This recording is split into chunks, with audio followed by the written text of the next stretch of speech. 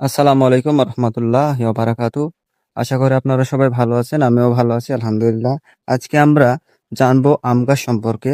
তবে এই গাছে আজকে আমরা জানবো আম গাছের উপকারিতা, পুষ্টিগুণ, ঔষধি ব্যবহার, কাঠের ব্যবহার, ফলের ধরন, গাছের বৈশিষ্ট্য ইত্যাদি সম্পর্কে।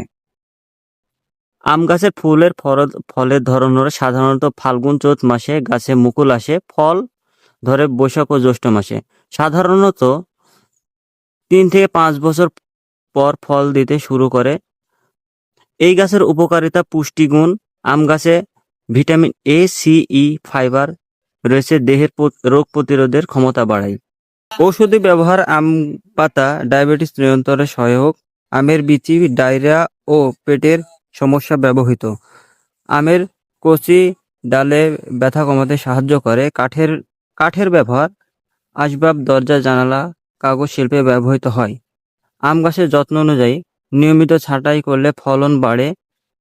শীতের শেষে সার দিলে গাছ সুস্থ থাকে। পোকামাকড়, হপার, মিলিব্যাগ, ফল মাছি প্রয়োজনীয় জৈব পদ্ধতিতে ব্যবহার। আম গাছের আয়ু: সঠিক যত্নে একটি আম গাছ 30 থেকে 100 বছর পর্যন্ত বাঁচতে পারে এবং দীর্ঘ সময় পর্যন্ত ফল দেয়।